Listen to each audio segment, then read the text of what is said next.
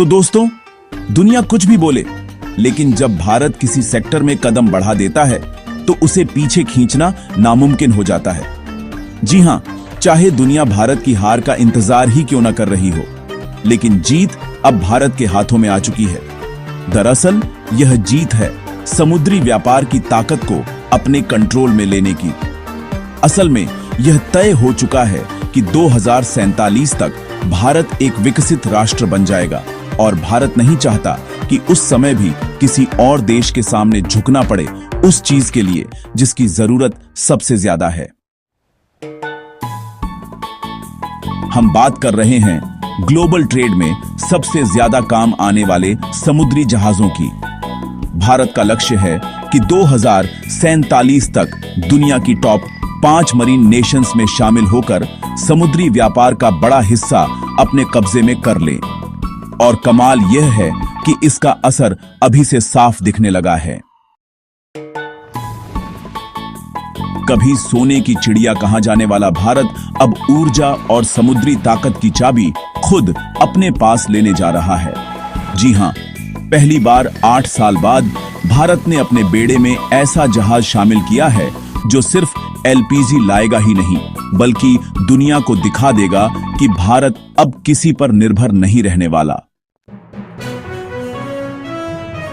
अब सवाल है, इसका असली मतलब क्या है और भारत ऐसा क्यों कर रहा है? यही सब हम इस वीडियो में जानेंगे। लेकिन उससे पहले इस वीडियो को लाइक और चैनल को सब्सक्राइब कर लीजिए, क्योंकि यह आपके लिए सेकंड्स का काम है, लेकिन हमारे लिए बड़ी ताकत। दोस्तों, भारत की सरकारी company shipping corporation of India यानी एससीआई ने हाल ही में एक नया वीएलजीसी मतलब वेरी लार्ज गैस कैरियर खरीदा है। इस जहाज का नाम है सह्याद्री, जो पश्चिमी तट की सह्याद्री पर्वतमाला से प्रेरित है। इसकी लंबाई है 225 मीटर, चौड़ाई 36 मीटर और इसकी क्षमता है एक बार में 82,000 क्यूबिक मीटर एलपीजी ले जाने की। टाइम्स ऑफ इंडिया के मुताबिक यह दुनिया का दूसरा सबसे बड़ा जहाज है, यानी वर्ल्ड्स सेकंड लार्जेस्ट, और यह भारत के पास है। अब इतना एलपीजी लाखों करोड़ों भारतीय परिवारों की रसोई में गैस पहुंचा सकता है। सोचिए, पहले भारत विदेशी जहाजों को अरबों रुपए किराया चुकाता था, लेकिन अब अपना वीएलजीसी होने का मतलब है सीधी बचत, सीधा कंट्रोल और ज्यादा ताकत। एलपीजी सप्लाई अब सुरक्षित होगी, विदेशी निर्भरता घटेगी और भारत की सालाना कमाई 260 करोड़ तक बढ़ सकती है। दोस्तों, एलपीजी सिर्फ कुकिंग गैस नहीं बल्कि एनर्जी सिक्योरिटी का अहम हिस्सा है। अगर कल को कोई बड़ा संकट हो जाए, जैसे रूस यूक्रेन युद्ध के वक्त हुआ था, तो भारत के पास अपने जहाज होंगे, अपना कंट्रोल होगा और कोई भी ताकत भारत को ब्लैकमेल नहीं कर पाएगी।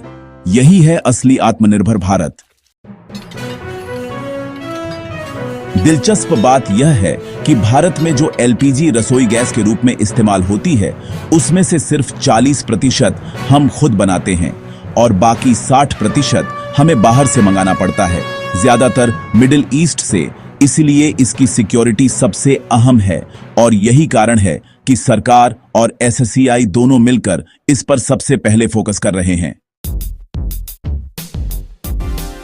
भारत सिर्फ नाम का ही विकसित नहीं होगा, बल्कि फर्क साफ दिखेगा, क्योंकि अगर आप इलेक्ट्रॉनिक्स, डिजिटल या डिफेंस किसी भी सेक्टर को देखें तो भारत की चाल एक स्मार्ट खिलाड़ी जैसी है।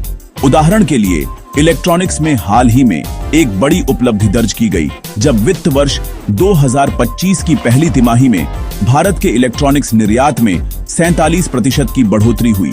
और गौर करने वाली बात यह है कि अब 99% मोबाइल फोन्स भारत में बनते हैं। सरकार ने शिपिंग सेक्टर को भी बूस्ट देने के लिए 70 करोड़ रुपए निवेश किए हैं। लेकिन हां, ध्यान देने वाली बात यह है कि सह्याद्री जहाज भारत में नहीं बल्कि दक्षिण कोरिया में बना है। वजह यह है कि दक्षिण कोरिया दुनिया का नंबर 1 शिप बिल्डिंग हब है। वहां की टेक्नोलॉजी, क्वालिटी और स्पीड का कोई मुकाबला नहीं। लेकिन भारत का सपना साफ है, आने वाले वक्त में ऐसे जहाज भारत के अपने शिपयार्ड्स में तैयार होंगे। भरोसा रखिए, जिस स्पीड से भारत आगे बढ़ रहा है वह दिन दूर नहीं जब समंदर में दौड़ने वाले जहाजों पर भी मेड इन इंडिया लिखा होगा। इसी दिशा में एसएससीआई ने 26 भारत निर्मित जहाजों के लिए 198.2 अरब रुपए का ऑर्डर प्लान किया है और सह्याद्री तो सिर्फ पहला कदम है। अगला वीएलजीसी शिवालिक नाम से बेड़े में शामिल होगा।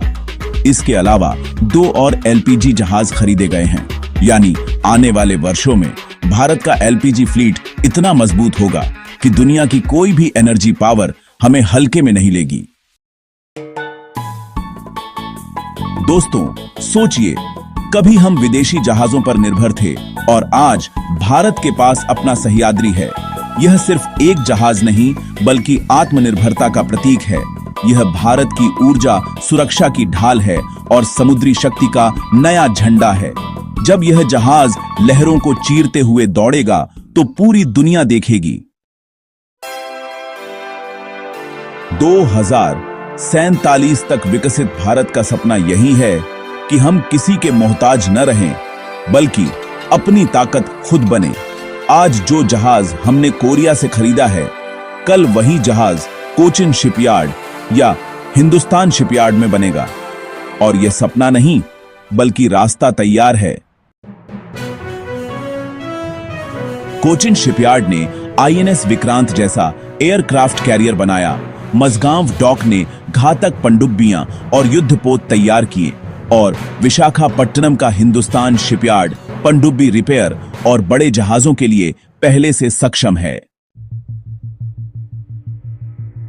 यानी भारत के पास वो आधार मौजूद है जिस पर भविष्य के वीएलजीसी और ऑयल टैंकर्स बनेंगे। 2025 से 2033 का दशक भारत के लिए वही दौर होगा जब यहां बड़े जहाज और ऑयल टैंकर्स तैयार होंगे और ग्रीन शिपिंग टेक के जरिए भारत दुनिया को इको फ्रेंडली जहाज देगा।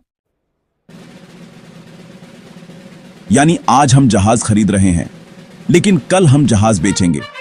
ठीक वैसे ही जैसे कभी हम हथियार खरीदते थे और आज हम उन्हें एक्सपोर्ट कर रहे हैं। और जिस दिन मेड इन इंडिया जहाज विदेशी बंदरगाहों पर तिरंगा लहराएंगे, वही दिन होगा जब दुनिया भारत का असली जलवा समुद्र पर देखेगी। अगर आपको भी लगता है कि यह कदम ऐतिहासिक है और आने वाली पीढ़ियों के लिए एनर्जी सिक्योरिटी की गारंटी है, तो कमेंट में लिखिए जय हिंद, आत्मनिर्भर भारत। अपनी राय नीचे कमेंट में जरूर बताएं। वीडियो को लाइक, सब्सक्राइब और अपने दोस्तों तक जरूर शेयर करें। जय हिंद, वंदे मातरम।